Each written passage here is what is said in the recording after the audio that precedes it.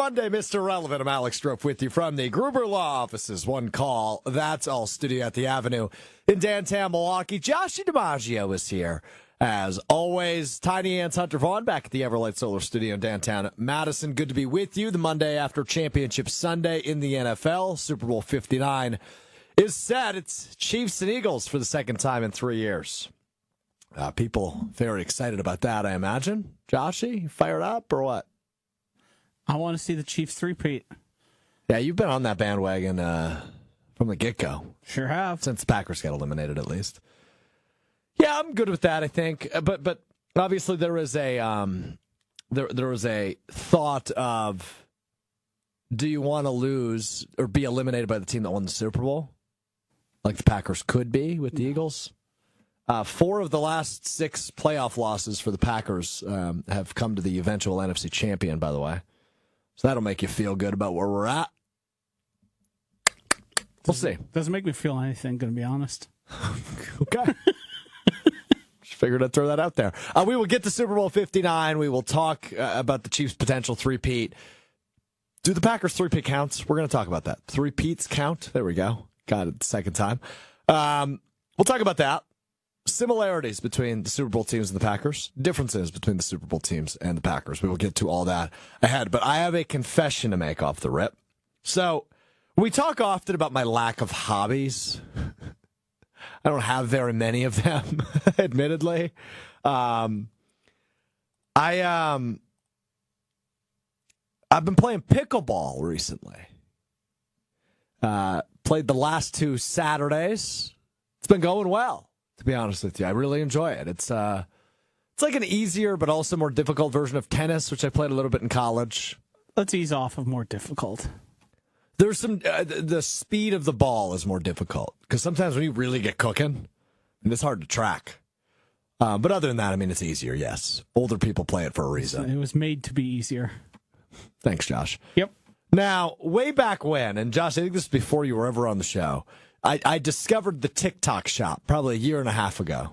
Jeez. And I bought a pair of shoes back then off the TikTok shop. Yeah. For $1.25. I wore them to Summerfest once this past summer, and they hurt my back. So I was like, I'm never wearing these again.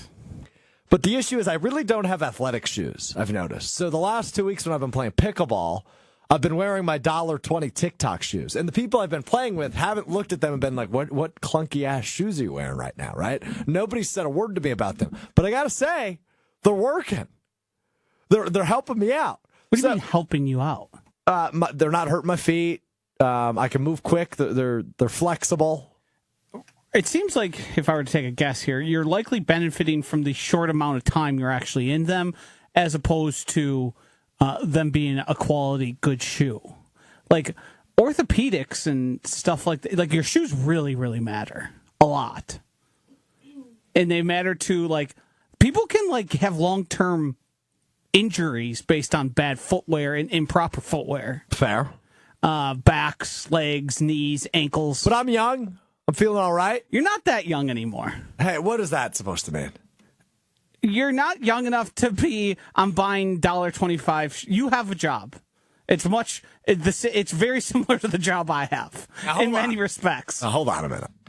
We can afford more than $1.25 shoes. Maybe at the point I bought them, I couldn't, Joshy. You're no longer at that point. That's accurate, but you could get a nice pair of like $50 shoes and have nothing to worry about. I could.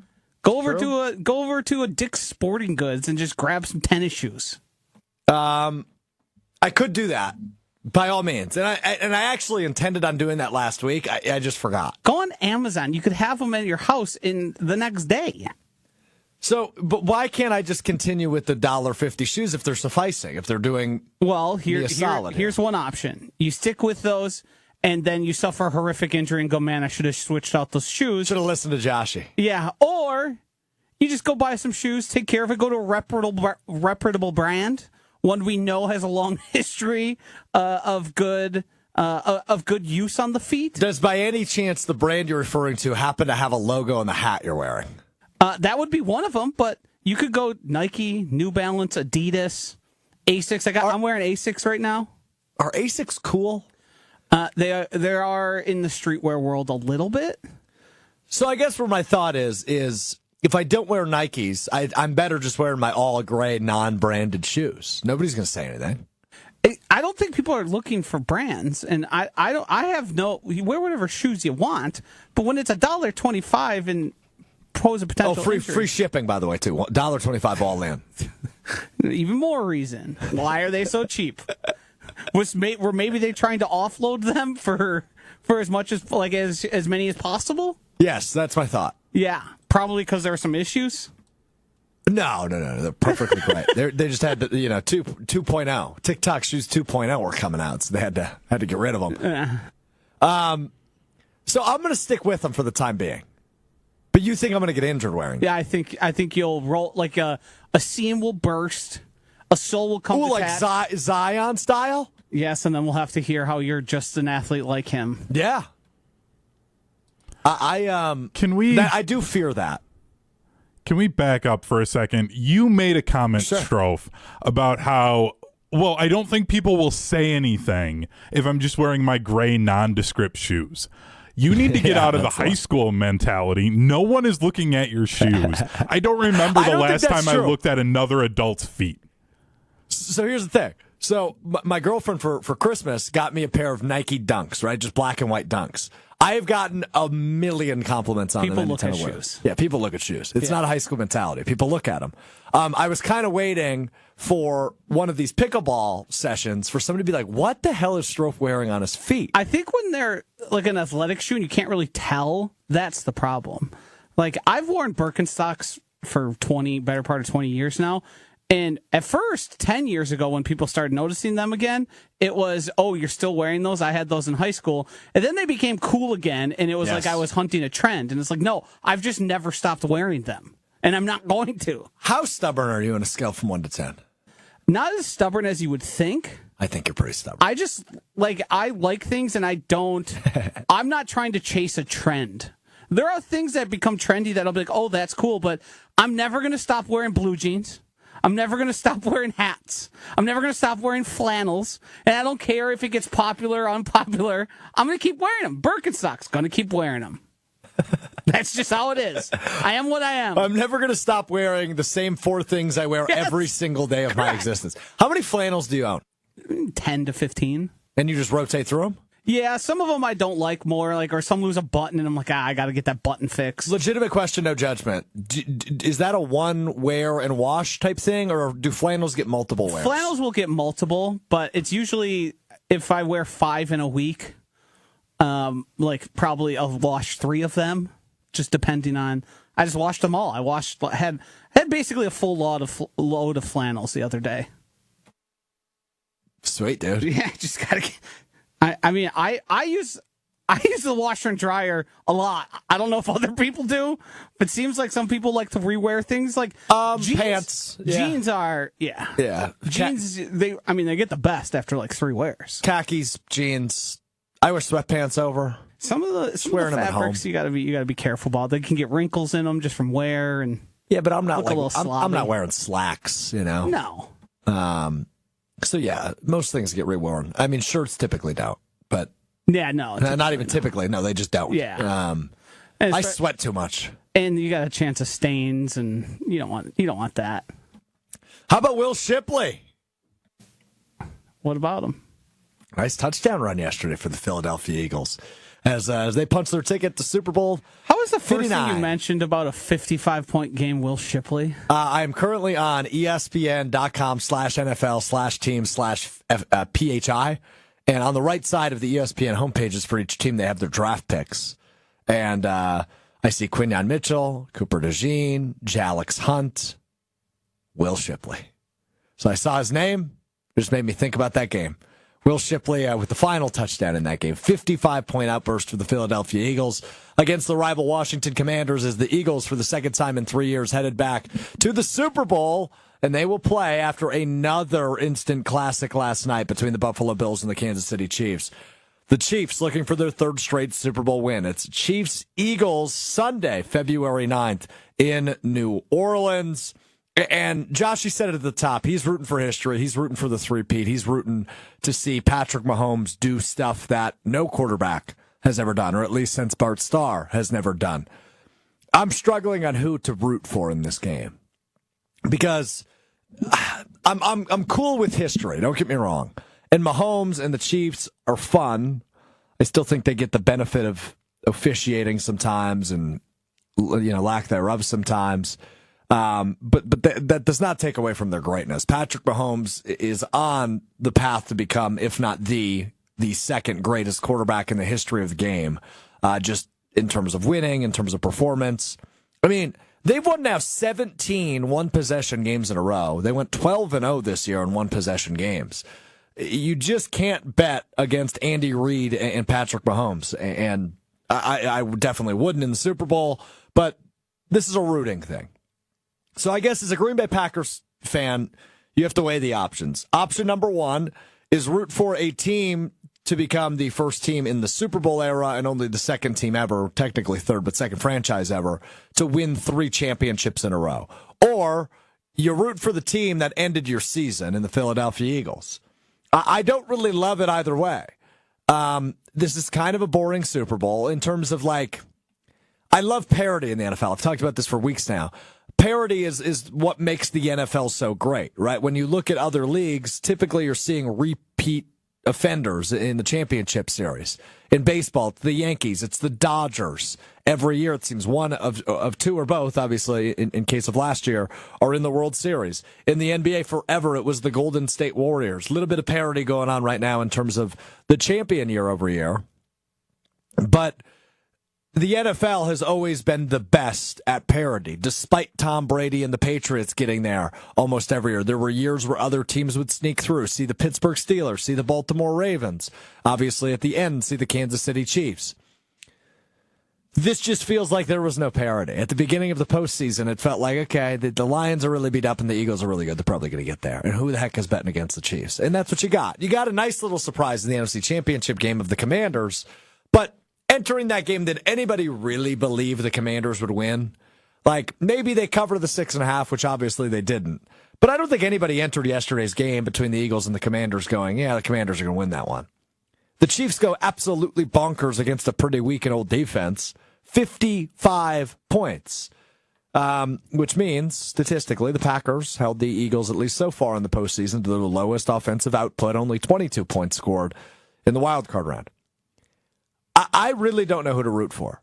I want it to be a good game. I think I'm probably rooting for the Chiefs. I think I'm Team Joshy on that. I would imagine Hunter is also rooting for the Chiefs because he's a Cowboys fan, so I don't think he's rooting for the Eagles to win. But would I be okay if Jalen Hurts and Saquon Barkley got a Super Bowl ring? Yeah, I would like that, to be honest with you. Saquon has had just an unbelievable year, and it would be cool to see him get a ring. But as a Packers fan, it's like a Sophie's Choice. It's like, okay, do I root for the team to get a three-peat, just like the Packers of the 1930s and the 1960s, or do I root for the team that ended our season in a game that was certainly winnable back in Wild Card Weekend? So that's the struggle I've been having since those games came to a close yesterday. Hunter, I don't want to assume for you, but as a Cowboys fan, I imagine you are not rooting for the Eagles to win Super Bowl 59. I most definitely am not.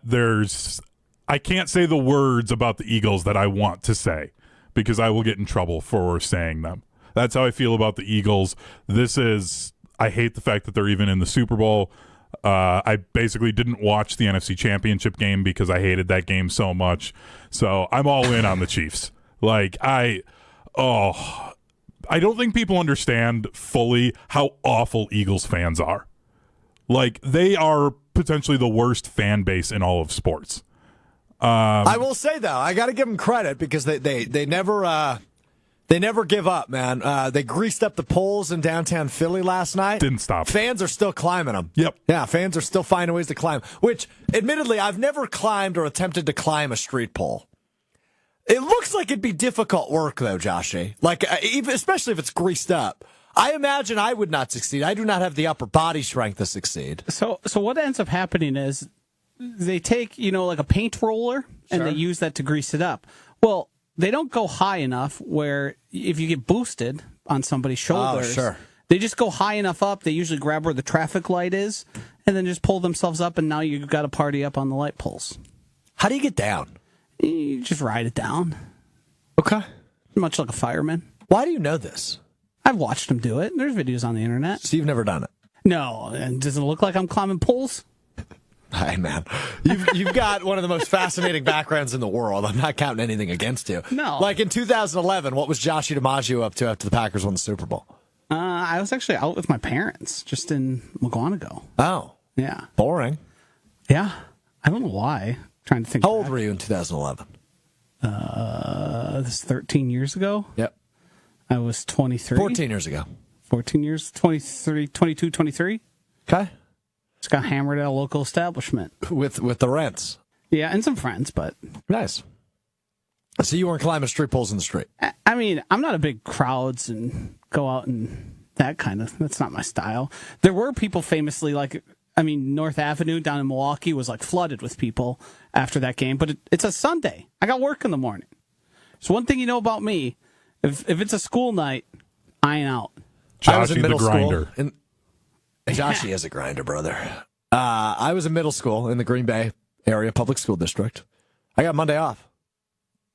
I didn't do anything the next day. What do you, like? Did you take it off, or was it? My dad called me on, I think. Yeah. And then we were off whatever day the parade was. Tuesday, I think it was. Maybe Wednesday. But we actually got school off the day of the parade. And I fainted at the parade. I fainted. I was too. Huh. Yep. I was drinking beers and they were freezing instantly. I watched it in a hospital bed. So glad you had a good time. I mean, I don't know if I had much better of a time, to be quite frank. I was there. Drinking frozen beers. But it was as cold as I've ever been in my life. Yeah. So there you go.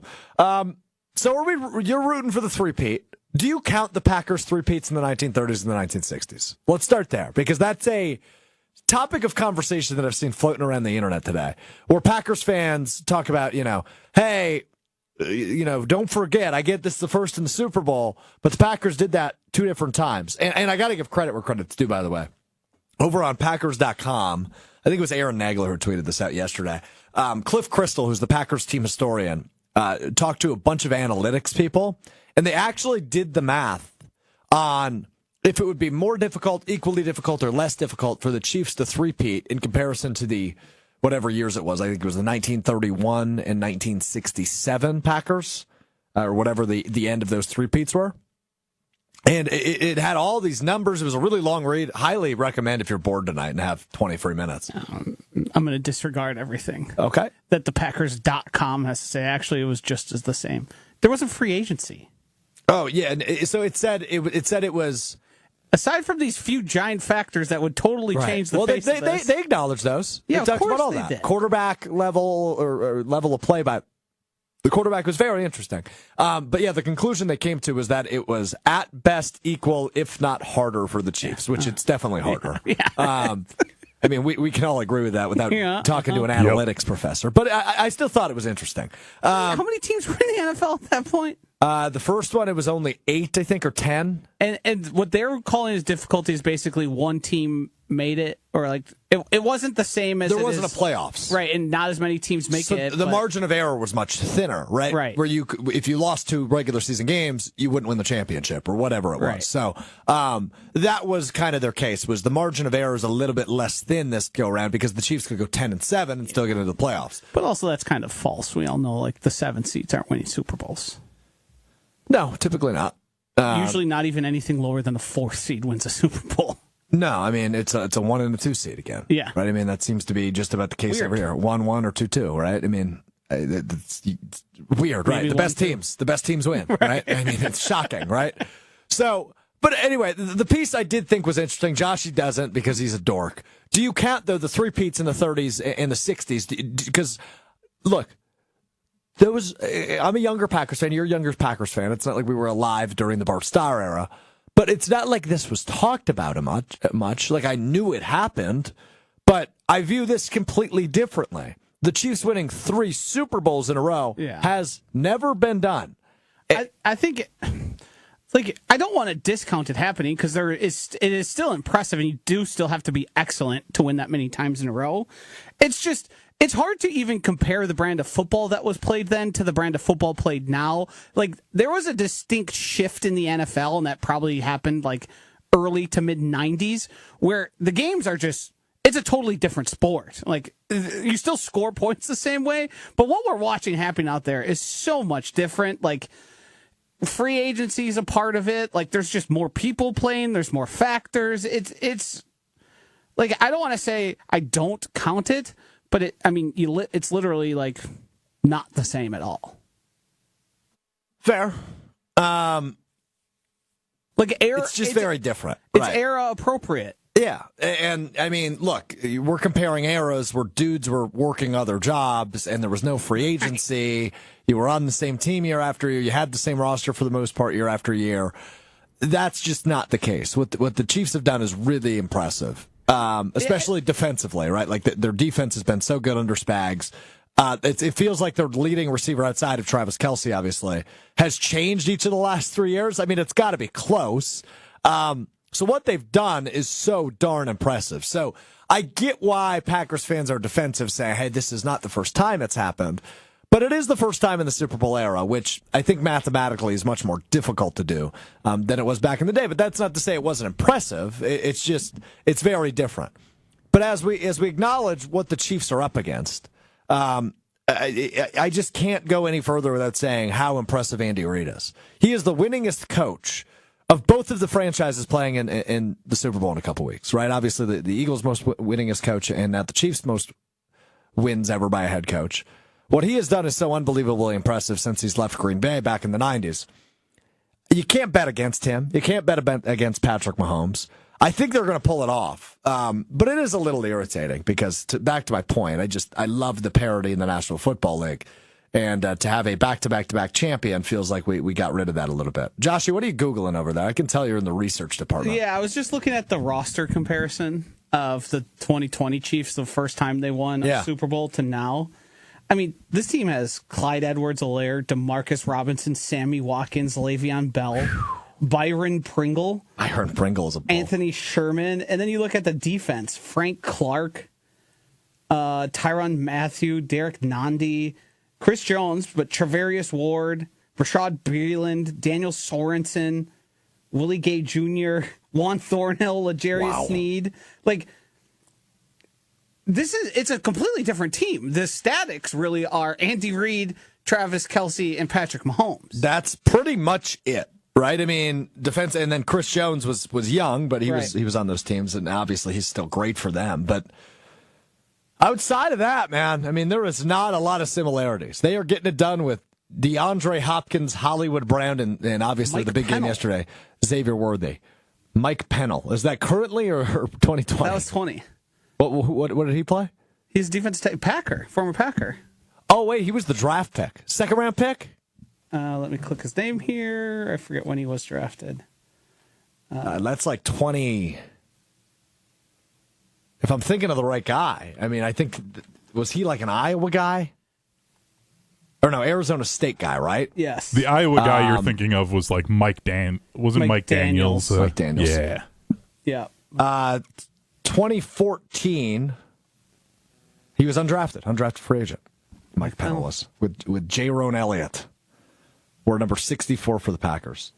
Worst number ever. That's got to be up there. It's a bad number. Got to be up there. Can't be D-line having 60s. So, Hunter and Josh, I think you've convinced me. We are pro three-peat as Packers fans. We are for the three-peat for the Kansas City Chiefs coming up in a couple weeks. I think the lack of interest in the three-peat is on all of us in the media. Everyone wanted to write the Lions story so bad. Everyone wanted to write the Bills story so bad. And then the most obvious one of ultimate excellence is the one that kind of fell to the back. And now, like, we did a poll on Jen Gibichui. The majority of people are rooting for the Eagles in this game.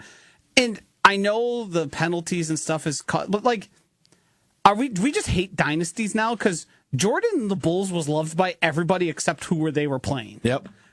Every person looks back on that era with such reverence that they made a documentary that like changed the world and everybody watched every single moment of like it was Game of Thrones or something. And every dynasty that we've currently had, or the ones I can remember, we all end up hating. And I'm not sure entirely why. Like, I know the penalties is the thing which for some reason I'm supposed to believe all 32 owners all agree that the Hunt family should get all the Super Bowls, and Jerry Jones isn't mad about that. Yeah, I just can't follow. Like, I don't get it really. Of all of the owners, Jerry Jones is the one that would be like pushing back the hardest on that. Right. And the Cowboys would have gotten to an NFC championship game in the last 29 years. Like, that's the thing where that argument falls apart instantly.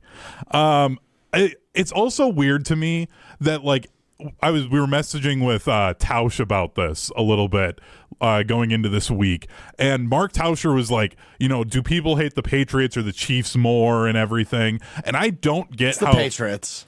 See, but I honestly feel like there are more people that are more adamantly anti-Chiefs, and it's weird considering the Patriots got caught cheating twice.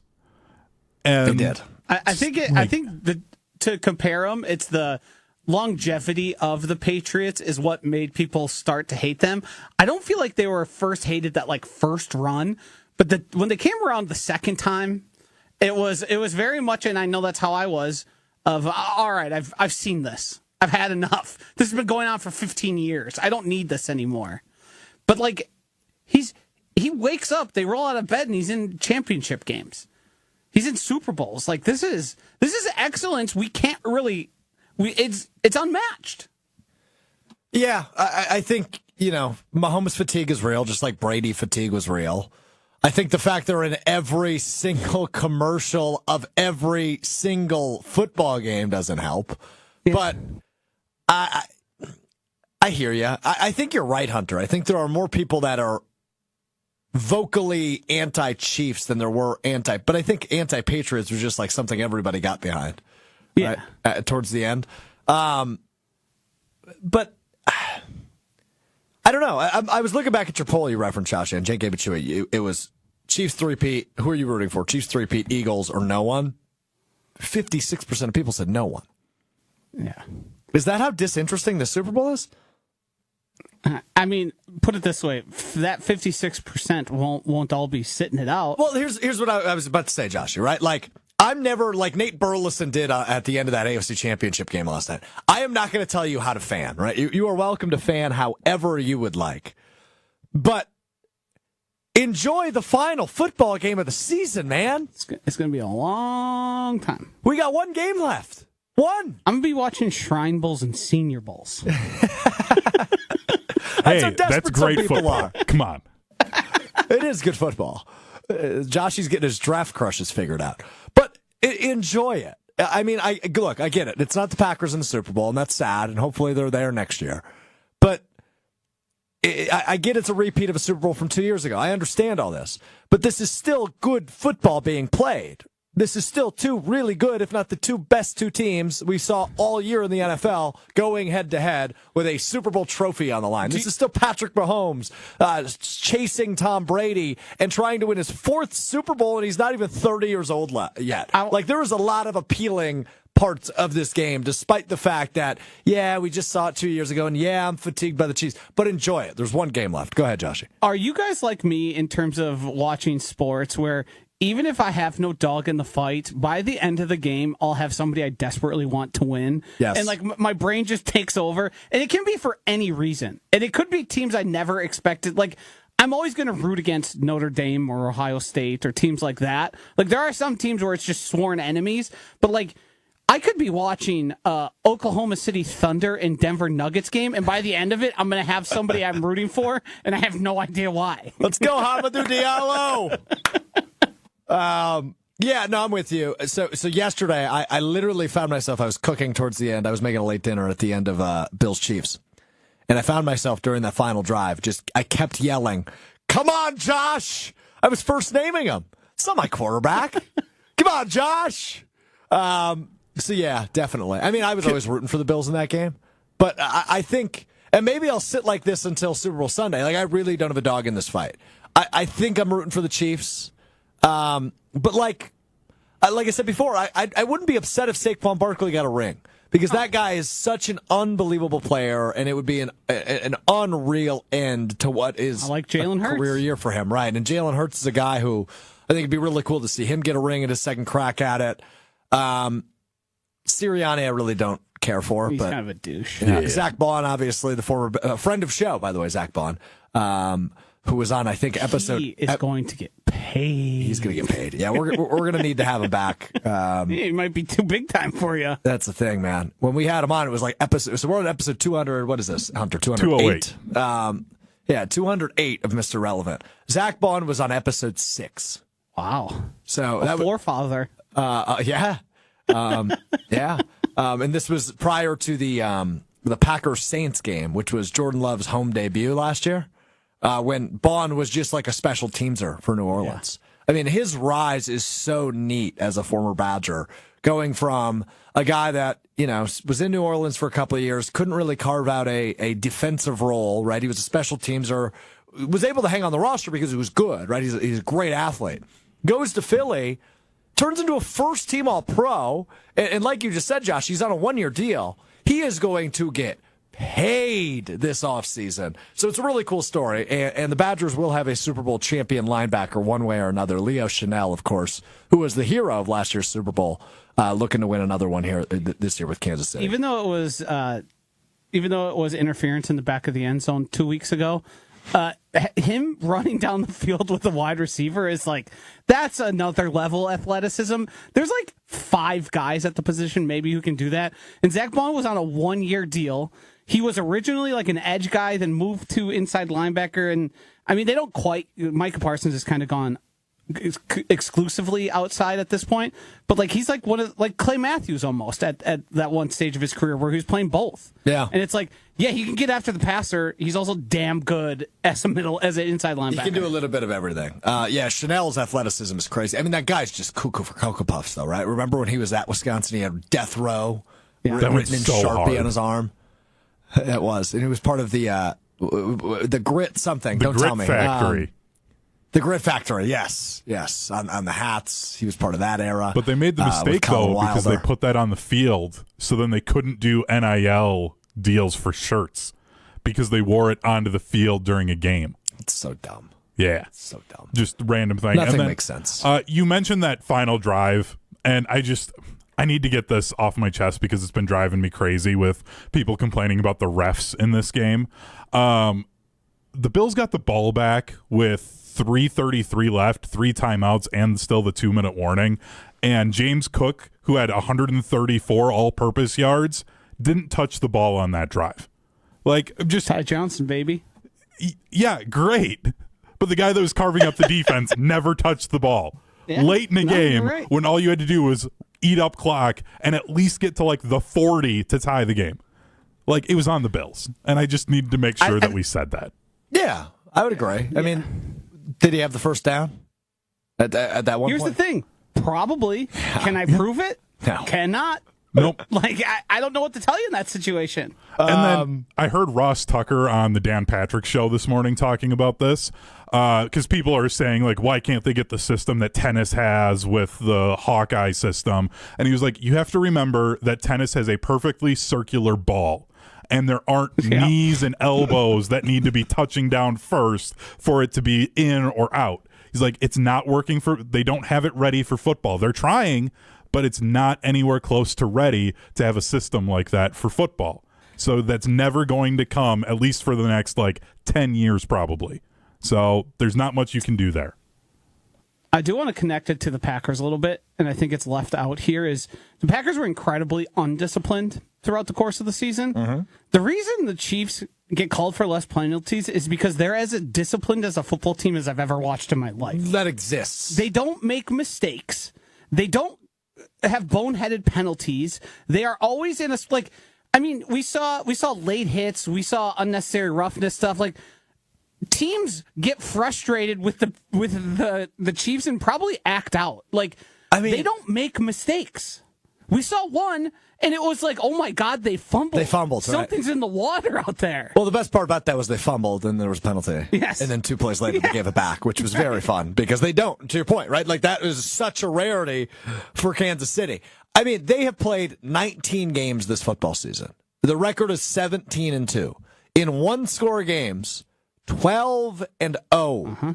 That is absolute greatness. I mean, that is almost perfection Yes. Teams don't win every one-score game they're in. That's why it is such an important stat in football. Yes. 12-0 in one-score games when you play 19 games total is bonkers. I mean, this Chiefs team is so unbelievably, to your point, Joshy, well-disciplined, well-coached, well-led by their quarterback, Patrick Mahomes. Yeah, I think I'm on the Chiefs bandwagon. You've talked me into it. It seems like they never seem unprepared for whatever's facing them. No. And, I mean, I know Spags' first time as a head coach went disastrously. Total disaster. But that guy had the best weekend, I think, of anybody. Those two blitzes in that situation, do or die.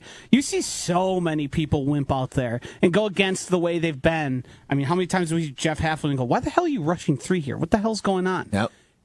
He went cover 0, brought literally everybody he could, and then dialed up a perfect corner blitz to force, I mean, a Superman throw, quite frankly, from Josh Allen that Dalton Kincaid ended up dropping, but that was unbelievable. I mean, had Kincaid caught that pass, it would have, and the Bills would have won the game. Had Kincaid caught it and the Bills won, that play would have been remembered David Tyree level. Yes. Right? Like, it would have been one of the biggest, most important plays in football history. But, of course, naturally in Buffalo fashion, it ends as a heartbreaker. Just another one to add to the list. 8 road losses in the postseason in a row for Buffalo, by the way. That's a brutal stat. How many of them come to have been directly to Patrick Mahomes? I mean, I would guess 4? It's 4 now, yeah. He's 0-4 against Mahomes. That is not... Imagine how good he'd be if he was in the NFC. Right, here's the thing, right? Like, think about Josh Allen. If I ask you the question right now, will Josh Allen ever win a Super Bowl? You probably say, yeah, probably. Yeah. But wait a minute. He has to beat Patrick Mahomes to win a Super Bowl. And I don't know if he's capable of doing it. Like, injuries could be in his favor, but then he's also got he's beat Lamar. Right. But it's not like you go out and you go, yeah, we're beating Lamar every time we go out there. No. And Joe he Burrow still is, looms. yeah, exactly. That's the thing. He's got Burrow and Jackson still in that conference too.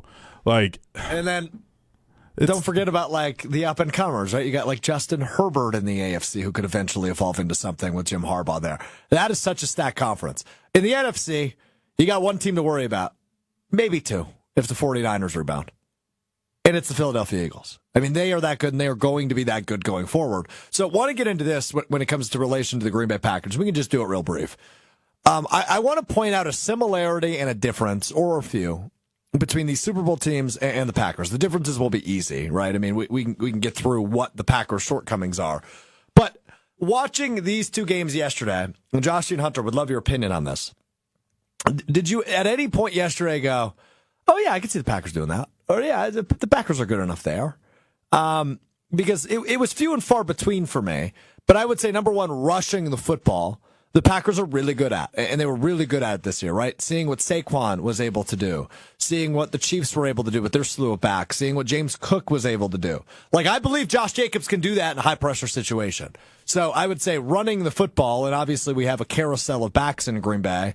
Marshawn Lloyd obviously going to make the jump next year, hopefully as long as he can stay healthy to get his first real NFL action. You still have Emmanuel Wilson. You still have my guy Chris Brooks.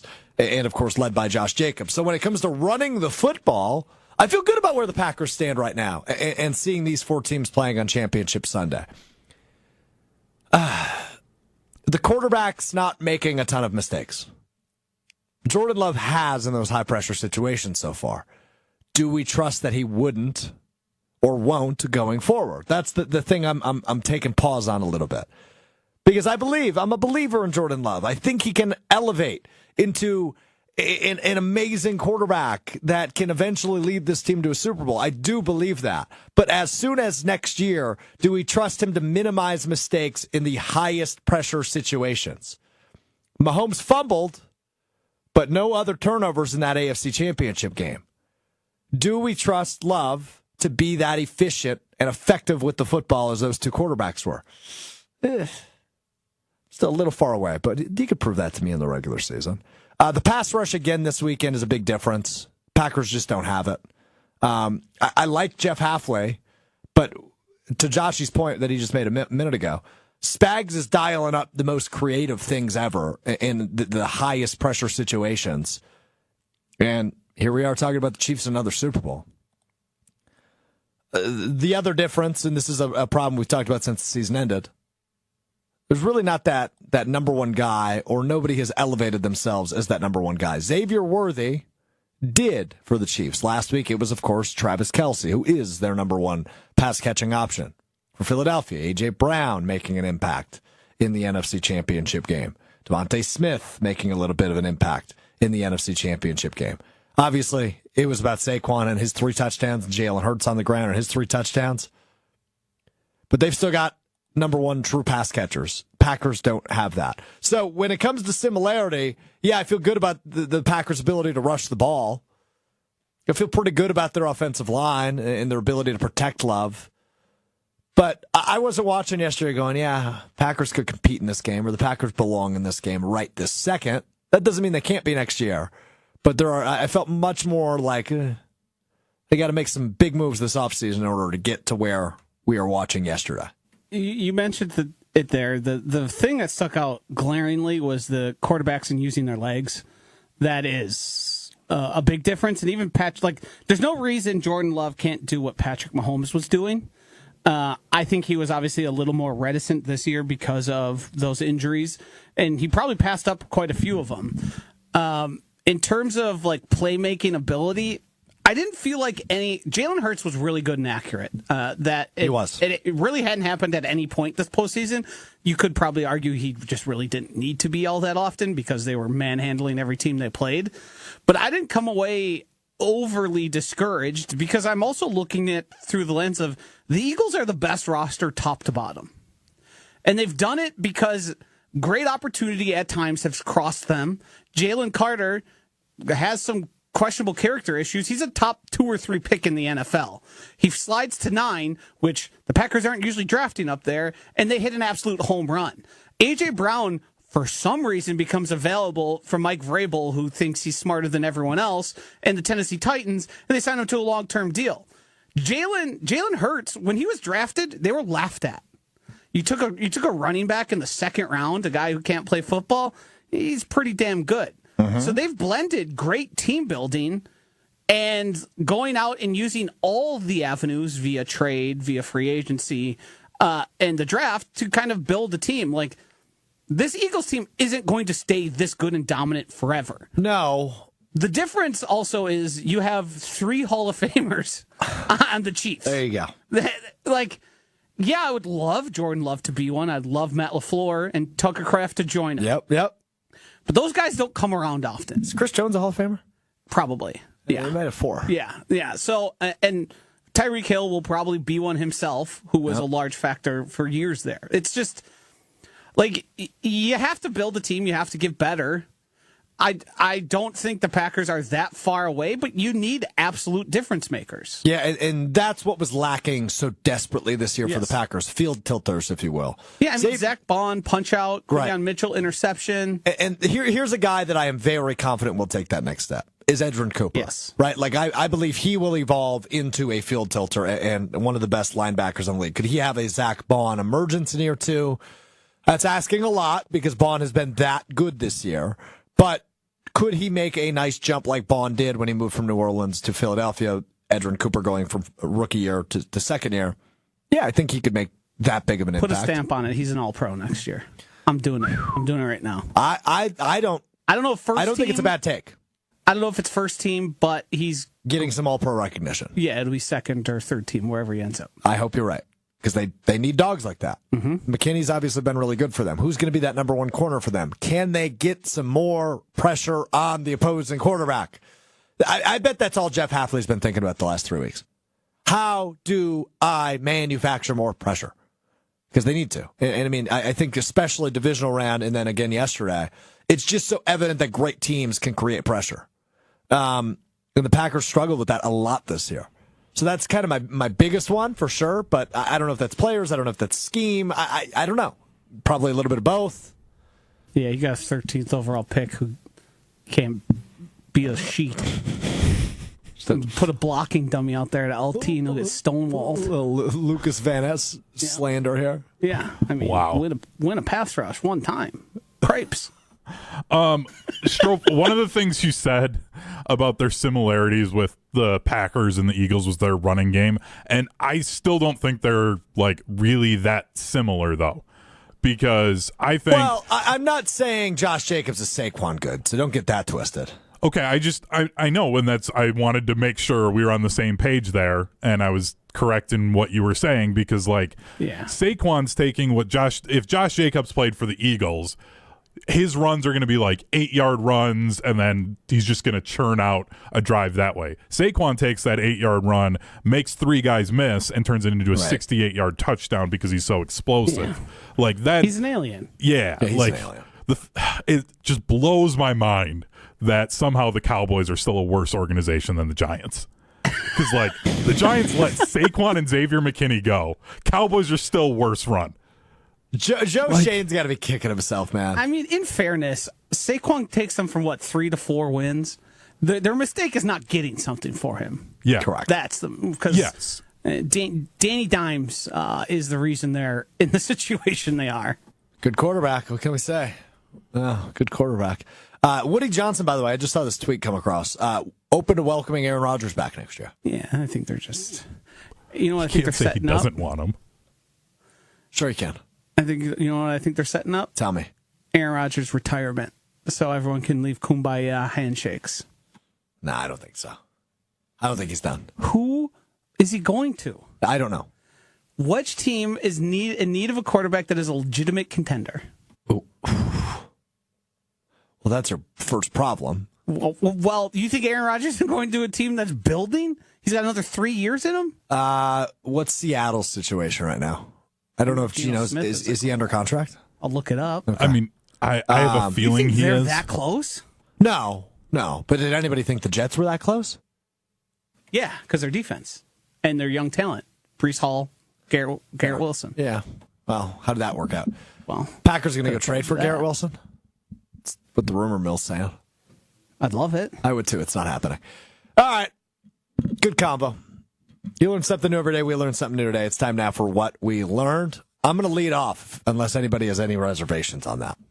Nah, go ahead. Okay. Sounds good to me. What I learned is even when things are going poorly, having unwavering faith is important. You can find this entire interview, ESPN Milwaukee on YouTube, as well as we will get it up in the Mr. Relevant podcast feed, Apple Podcast, Spotify, if you're interested in hearing it. But I had Green Bay head coach Doug Gottlieb on Sunday Karma yesterday. We talked for 19 minutes. You got to listen to what. Josh, you got to listen to this clip because I imagine neither of you have heard this yet. No. And I would like you to listen to what he said to me yesterday, how I handled it, and the reaction. It's about 80 seconds or so long. So just take a listen to Doug Gottlieb talking about. 80 seconds? Well, just listen. A minute 20? Yes, a minute 20. So, hold on real quick. I play the mini crossword, New York Times, every day. Me and my friends have this thing we do where you don't say a minute 40. You say 100 seconds. It just sounds better. Anyway, so this is about 80 seconds. It doesn't. Okay. Well, it's a lot more seconds than minutes. It's true. Listen to what Doug Gottlieb, we were talking about his team's a little beat up in terms of injuries, and if they get healthy in time for the Horizon League tournament, this is what Green Bay's head coach, who has lost 17 games in a row, who I like, Doug Gottlieb, had to say yesterday on Sunday Karma. I don't think anybody wants to play us. The only thing we're lacking is the having done it and won the games, completed the task. So that's just the reality of it. And maybe it's because my guys are young enough, or maybe it's I'm ambitious enough that I mean it. Like, people would think like guys are checking out. Where am I going next year? What am I doing?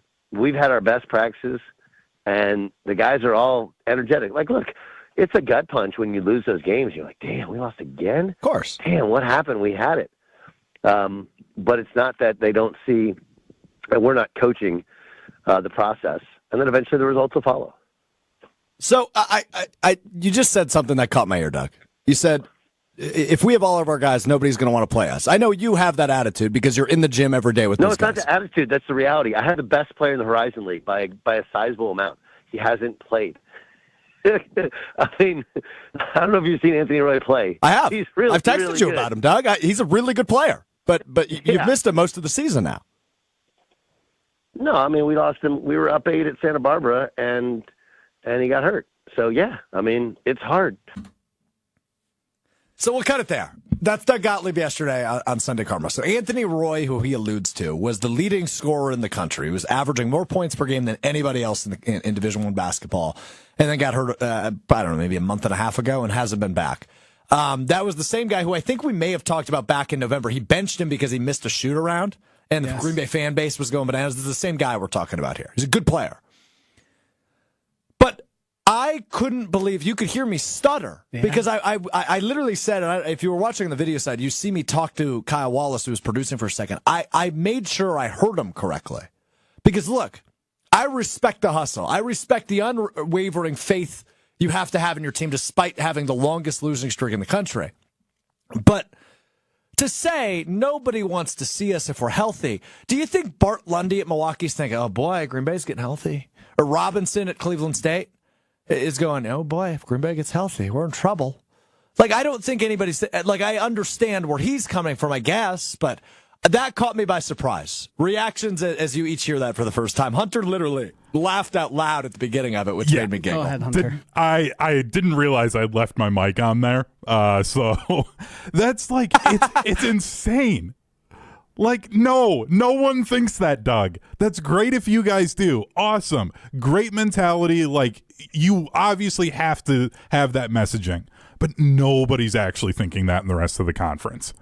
Like, and the problem is they'll probably surprise somebody in that first round of the tournament, and then all of a sudden he'll feel vindicated, and like, because that's just the way that like this stuff works, and it's going to be annoying. Oh, that press conference. But yeah, like, and can I be honest? I kind of hope he's right. I hope they rattle off every win. They win the Horizon League tournament. Game. You're very anti-Gottlieb.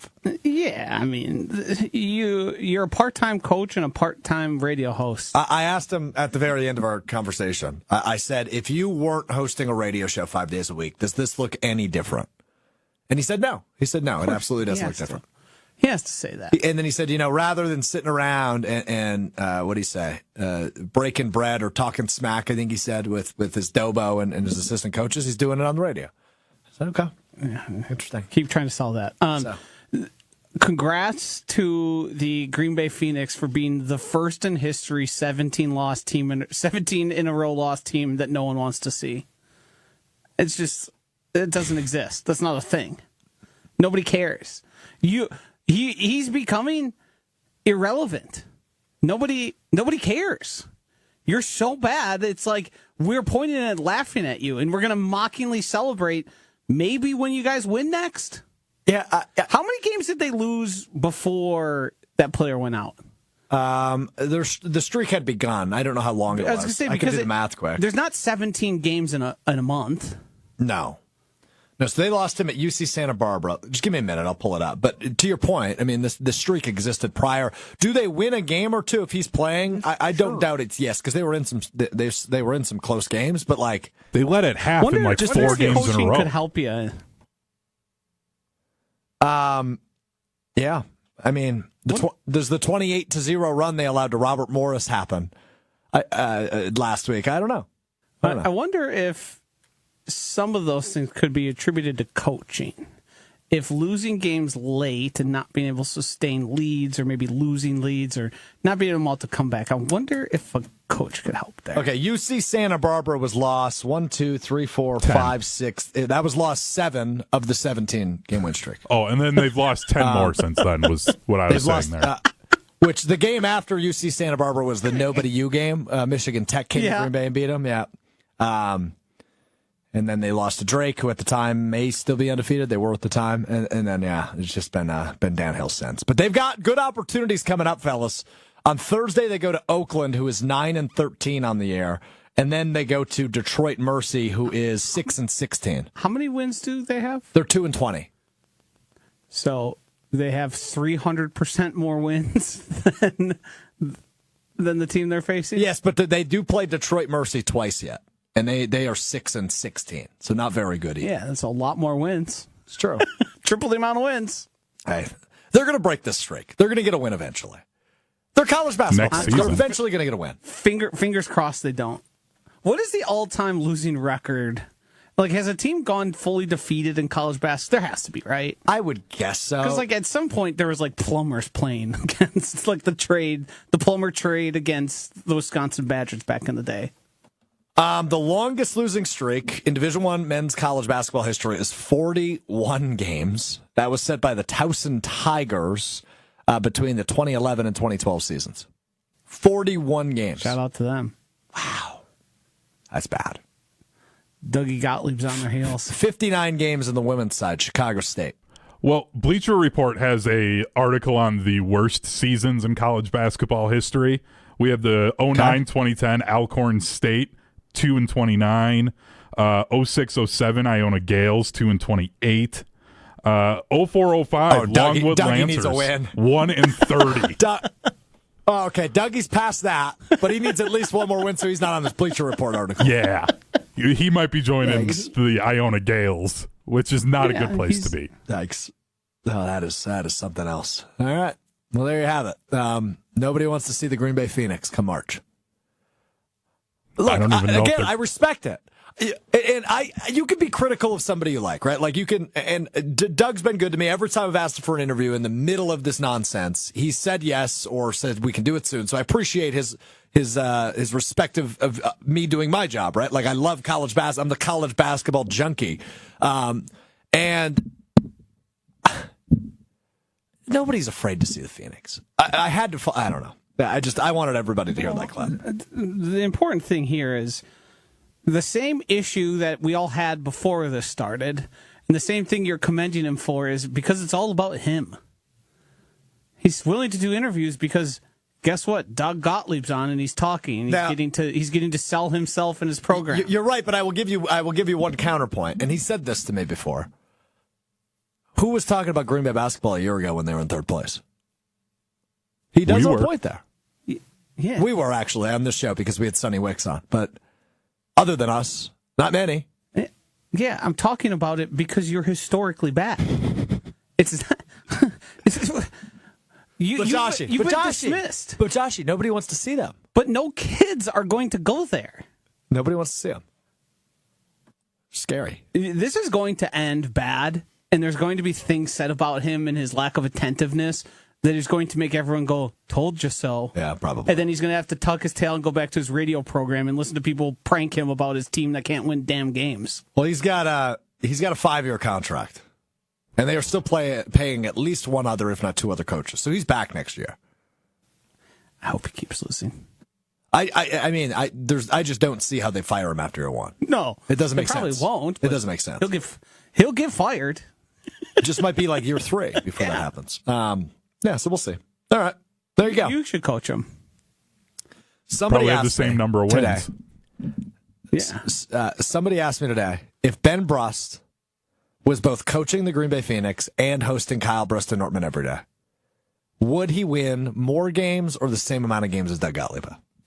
I think he gets that team to 2 wins. I think so too. Yeah. At a certain point, it's just putting the ball in the bucket. I don't know that he's doing a better job, but I think he's doing an equal job. Yeah. But it's also the fact that they led like 4 or 5 of these games at the half.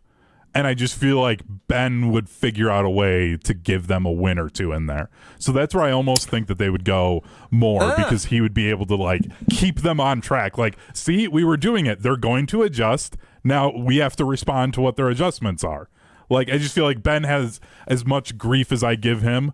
Like, he's got a good enough head on his shoulders to be able to figure that out when it comes to basketball. There's a lot of things you could say about Ben Brust, but winning ball games, he knows how to do that. Yeah. I've watched him do it. Right after he was in the hospital 2 weeks ago for biting right through his top lip at Men's League. So, good stuff. All right, that does it for us today. We're back with you Wednesday beginning at 12:30 Central, ESPN Milwaukee, ESPN Madison on YouTube, Apple Podcasts, Spotify, wherever you get your podcasts. We are continuing to peddle the 4-star review. I don't want 5, I want 4. Just give me 4 stars. Spotify, Apple Podcasts, wherever you get your podcasts. We are back with you Wednesday. Got some fun stuff cooking up for Super Bowl week. We're going to have a couple Super Bowl champions join us next week. So looking forward to that as we lead you up to Chiefs and Eagles coming up on the 9th of February. But in the meantime, we will continue to break down the Packers offseason and what is to come. What are you laughing about? How integral to these Super Bowls are these guests? One of them should have been a Super Bowl MVP. I was going to say, there's one I can think of that is obviously James White. Yep. One of them was on the 2010 team. The Green Bay Packers 2010 team? Yes. So Brian Does his Bulaga. name rhyme with Merritt Mush? No, his name rhymes with Ryan Rulaga. Wow. And then Riowa? we'll see what else we got up the sleeve. But James White joined us last year, ran Super Bowl week, tell some stories, reminisce, talk about Mahomes, where he ranks against Brady. So we haven't had James on in a while, so we're going to get him back on the show and work on Bulaga as long as he's not on vacation or anything, you know. So I haven't talked to Brian, but I assume he'll be willing to come on. I mean, You're teasing We're guests that you haven't reached out to, Strouf. That's where you're at. well, hold on. What are we I doing? didn't tease them. I said we've got something good in the bag, or we've got a good week coming up. That doesn't mean. But you're setting up the expectation of something. If it's just I wasn't anticipating a follow up. I was anticipating we're done with the show now. But you set it up saying, "Oh yeah, it's going to be a good week." So then you're setting Joshy, people end the up show. to expect things to be set up well. Like, what are we doing, Joshy, man? End the show for me. Just do it. Tune in next week to hear Super Bowl champion Aaron Rodgers join Mr. Irrelevant. Talk to you on Wednesday.